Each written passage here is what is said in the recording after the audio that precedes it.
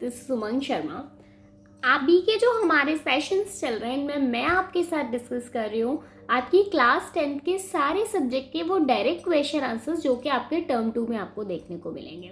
ठीक है, कल मैंने आपको एक चैप्टर डिस्कस करवाया था आपकी सोशल साइंस की जो बुक है डेवलपमेंट इकोनॉमी डेवलपमेंट वाली, उसमें से एक चैप्टर मनी एंड क्रेडिट वाला करवाया था। ठीक है, आज हम उसमें ही करेंगे वैश्वीकरण और भारतीय अर्थव्यवस्था। ठीक है, इंग्लिश मीडियम वाले बच्चों को वीडियो ऑलरेडी अपलोड हो चुके हैं तो आप वहाँ से देख लीजिए, और हिंदी मीडियम वाले बच्चों की वीडियो आपको यहाँ से मिल जाएगी। मतलब इंग्लिश और हिंदी दोनों मीडियम वाले बच्चों के लिए वीडियोज़ आ रही हैं। बच्चों काफ़ी मेहनत लग रही है, तो प्लीज़ आप लोग वीडियो को देखो। अगर पसंद आ रही है तो मुझे ज़रा कमेंट में भी बता दो, है ना। चलो क्या बोला जा रहा है, फर्स्ट क्वेश्चन है, बट सेम क्वेश्चंस आपको देखने को मिलेंगे। होप आपको स्क्रीन पे क्लियर होगा। पहला क्वेश्चन है, विदेश व्यापार विभिन्न देशों के बाजारों को एकीकृत करता है, तर्क के साथ कथन का समर्थन करें। आपको पूछा जा रहा है कि जो फॉरेन ट्रेड होता है, जो विदेशी व्यापार होता है, वो डिफरेंट कंट्रीज का, अलग अलग देशों का जो मार्केट है उसको एक साथ जोड़ के लेकर आता है। क्या आप इस कथन से सहमत हैं? तो देखो पहले मैं आपको समझा देती हूँ, यहाँ से तो आप फिर पढ़ लीजिएगा। ठीक है, क्या है, जो अलग अलग प्रोड्यूसर्स होते हैं, ठीक है, जो अलग अलग उत्पादक होते हैं, वो प्रोडक्ट जब बनाते हैं तो क्या होता है, जब मेरे पास ये राइट है, मान लीजिए कि मैं किसी चीज़ की प्रोड्यूसर हूँ और मेरे पास ये अधिकार है कि मैं अपने सामान को किसी दूसरी कंट्री में जाके भी सेल कर सकती हूँ। तो ये मेरे लिए कितना अच्छा ऑप्शन हो जाएगा कि ठीक है, मेरे देश के लोग तो मेरी चीज़ को पसंद कर ही रहे हैं, बाहर के देश के लोग भी, मेरे पास एक मार्केट और भी ज़्यादा एक एक्स्ट्रा मार्केट हो गया। तो पहली ये अच्छी बात है। दूसरी चीज़ ये कि जो खरीदने वाले लोग हैं, जो सामान खरीद रहे हैं, उनके लिए भी बहुत अच्छा है। कैसे बहुत अच्छा है कि उनके पास ये ऑप्शन बढ़ जाता है कि ठीक है, अपने देश का जो सामान आ रहा है वो तो बढ़िया है, उसको तो हम इतने टाइम से यूज़ कर रहे हैं। जो दूसरी कंट्री से सामान आ रहा है, मेरे पास ऑप्शन है कि मैं उसको भी एक्सप्लोर कर सकती हूँ। ठीक है, तो खरीदने वालों के लिए अच्छा है और बेचने वालों के लिए अच्छा है। अब यहाँ पर एक एग्जांपल दिया गया है, भारत में जापानी कार और अन्य देशों में भारतीय रेडीमेड कपड़ों के परिणाम स्वरूप विभिन्न देशों को बाजारों को जोड़ा जाता है। जैसे इंडिया में जापानीज कार, जापान से आती हैं कारें, वो सेल हो रही हैं, और इंडिया में जो रेडीमेड कपड़े हैं, जो यहाँ पे इन रेडीमेड कपड़े होते हैं, वो बाहर जाके सेल हो रहे हैं। तो इससे क्या हो रहा है, देश के जो बाजार हैं वो आपस में इंटीग्रेट हो रहे हैं। ठीक है, चलो आगे बढ़ते हैं नेक्स्ट क्वेश्चन। बच्चा मैं थोड़ा जल्दी करवाती हूँ, ताकि मुझे लगता है कि अभी ना आपके पास इतना टाइम नहीं है कि आप बहुत ज़्यादा टाइम वेस्ट कर सकोगे, हम काफ़ी ज़्यादा। और अगर आपको मुझसे बात करनी है ना, तो मतलब उसके लिए आप मुझे कमेंट करो, हम एक अलग से सेशन कर लेंगे।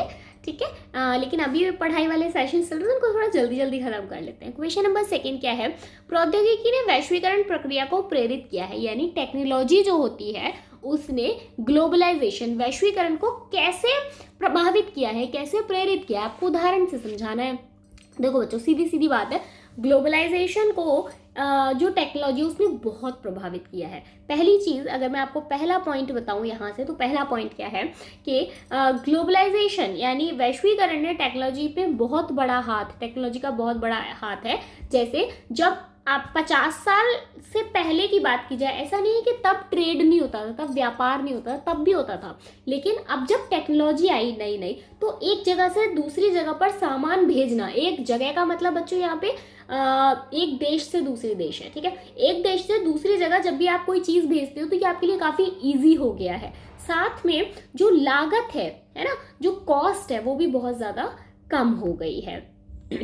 नेक्स्ट सेकंड नंबर क्या है, पहला पढ़ के बता देती हूँ। प्रौद्योगिकी में तेजी से सुधार एक प्रमुख कारक है जिसने वैश्वीकरण प्रक्रिया को प्रेरित किया है। उदाहरण के लिए पिछले 50 वर्षों में इनसे परिवहन प्रौद्योगिकी में कई सुधार आए हैं। इसमें कम लागत पर लंबी दूरी तक माल को तेजी से डिलीवरी संभव हो पाई है। आगे बढ़ते हैं नेक्स्ट पे। नेक्स्ट क्या लिखा हुआ है, दूसरा पॉइंट है कि टेक्नोलॉजी ने यानी प्रौद्योगिकी ने कंप्यूटर, इंटरनेट, टेलीकम्युनिकेशन में बहुत चेंज किया है। अब आप फ़ोन पर कहीं भी कुछ भी बात कर सकते हो। मेरा मान लीजिए किसी फॉरेन ट्रेडर ने मुझसे कुछ सामान मंगवाया कि हाँ ठीक है, आप इतना माल हमको भेज देना। ठीक है, अब मुझे कोई कंफ्यूजन है, मुझे कोई चीज़ समझ नहीं आई कि आपने, अच्छा मुझे लगा आपने 2000 डब्बे बोला है और आपने तो कितना बोला था, 250, मतलब 2500 बोला था, ऐसा कुछ कंफ्यूजन है। तो मैं तुरंत से बात करके वहाँ पे, है ना, उनसे कंफर्म कर सकती हूँ। तो ये किससे हुआ है, ये टेक्नोलॉजी से संभव हुआ है।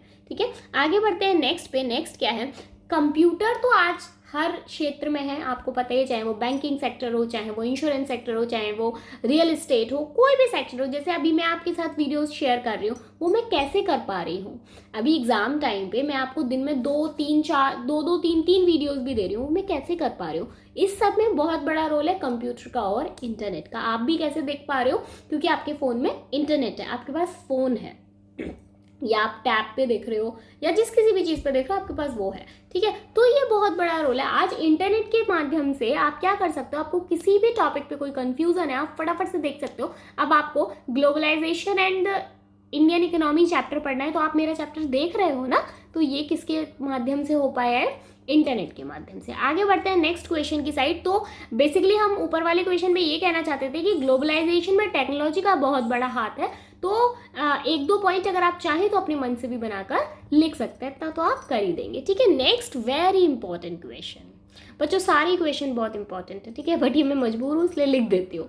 क्या है, विश्व व्यापार संगठन का क्या अर्थ है। विश्व व्यापार संगठन WTO, ठीक है, WTO को इंग्लिश में, आपको इंग्लिश में भी पता होना चाहिए, वर्ल्ड ट्रेड ऑर्गेनाइजेशन, और हिंदी में विश्व व्यापार संगठन कहा जाता है। और इसका उद्देश्य क्या है, ये क्या करता क्या है ये, ठीक है, तो मैं आपको बता देती हूँ। देखो बच्चों, WTO क्या होता है, जो इंटरनेशनल ट्रेड होता है, मतलब जो विदेशी व्यापार होता है, अंतर्राष्ट्रीय व्यापार होता है, उसको ना सरल बनाता है।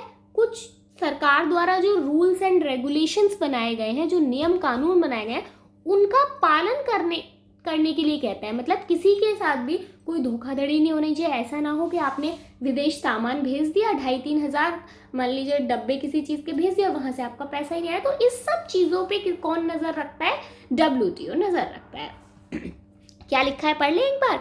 विश्व व्यापार संगठन के लिए खड़ा है।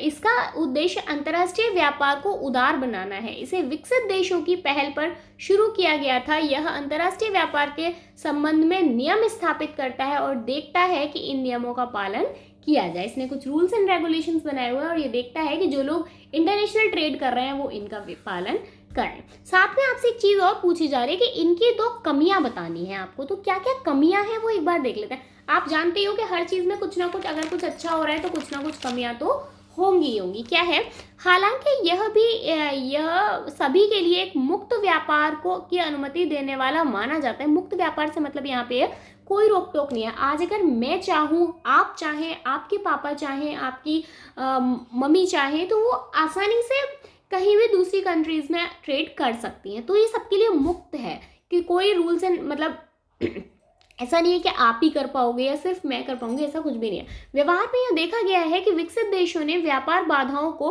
गलत तरीके से बनाए रखा है, क्योंकि वे अभी भी अपने उत्पाद की सुरक्षा प्रदान करना जारी रखते हैं। दूसरा पॉइंट, संगठन विकसित देशों को व्यापार बाधाओं को दूर करने के लिए बाध्य करता है। यह एक अनुचित प्रथा है, इसे रोका जाना चाहिए। आगे बढ़ते हैं नेक्स्ट क्वेश्चन की साइड। नेक्स्ट क्वेश्चन क्या है, भारत पर वैश्वीकरण के अच्छे और बुरे प्रभाव। बहुत मतलब फिर से बोलना नहीं चाहती बट फिर भी बोल रही हूँ, बहुत इंपॉर्टेंट क्वेश्चन है।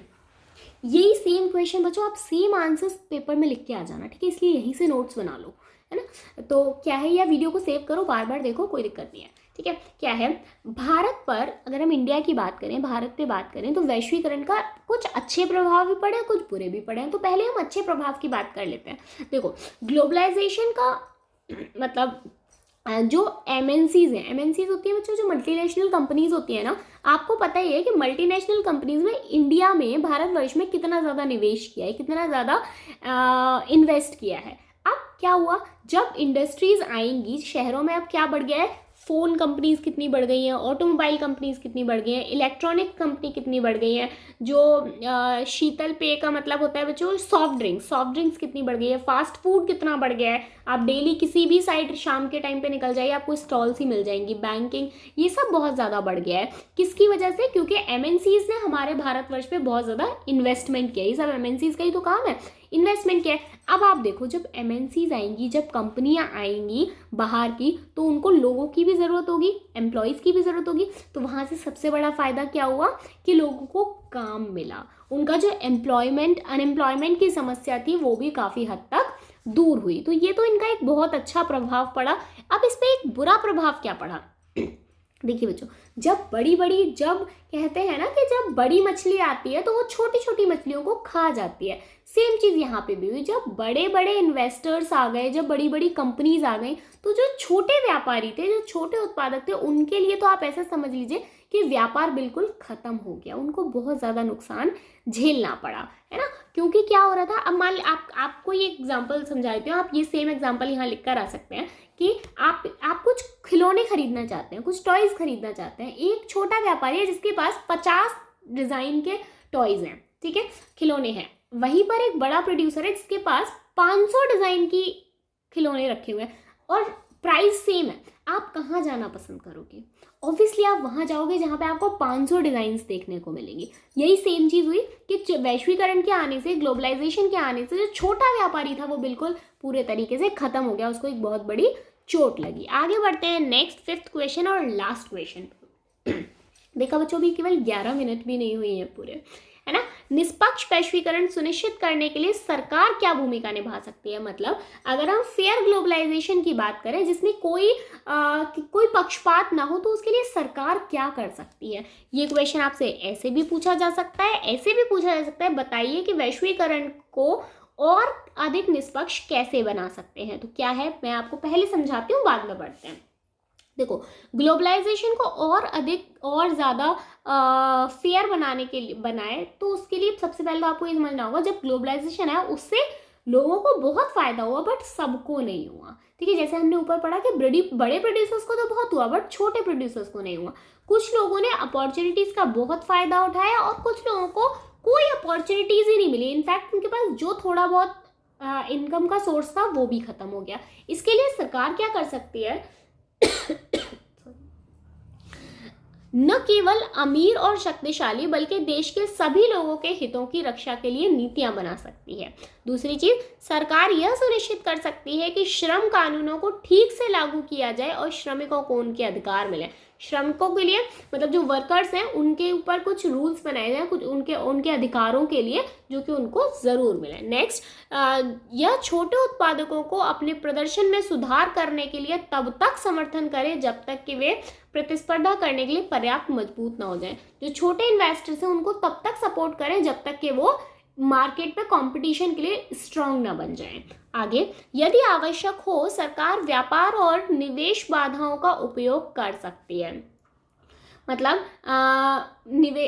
व्यापार और निवेश बाधाएं से मतलब यहाँ पे ये है कि बहुत सारे लोग बड़ा कुछ करना चाहते हैं बट उनके पास निवेश करने के लिए, इन्वेस्ट करने के लिए पैसा नहीं है, तो सरकार उन सब चीज़ों में भी इन्वॉल्व हो सकती है। अगला लास्ट पॉइंट दिया हुआ है, यह निष्पक्ष नियमों के लिए विश्व व्यापार संगठन से बातचीत कर सकती है। विश्व व्यापार संगठन WTO वर्ल्ड लेवल पर काम करता है, विश्व स्तर पर काम करता है और अभी हम कहाँ की बात कर रहे हैं? भारतवर्ष की बात कर रहे हैं। तो है क्या, इसमें ये कहना चाहते हैं कि सारी कुछ ऐसी समस्याएं हो सकती है ना जो भारत लेवल पर भी देखी जा रही है और विश्व लेवल पर भी देखी जा रही है, तो ये आपस में बात करें और जो इनकी एक जैसी समस्याएं हैं उनके लिए आवाज उठाएं, ठीक है। तो ये थे इस चैप्टर के 5 इंपॉर्टेंट क्वेश्चंस। तो आप इनमें से बाहर से नहीं आने वाला है, यहीं से आएगा। तो फटाफट से ना आप लोग चैनल को सब्सक्राइब कर लो, बेल आइकन को प्रेस कर लो, जिससे आपको मेरे बाकी सारे वीडियोस मिल जाएं, क्योंकि अभी एग्जाम टाइम है, मैं दिन में 2 से 3 वीडियोस भी दे रही हूँ, ठीक है।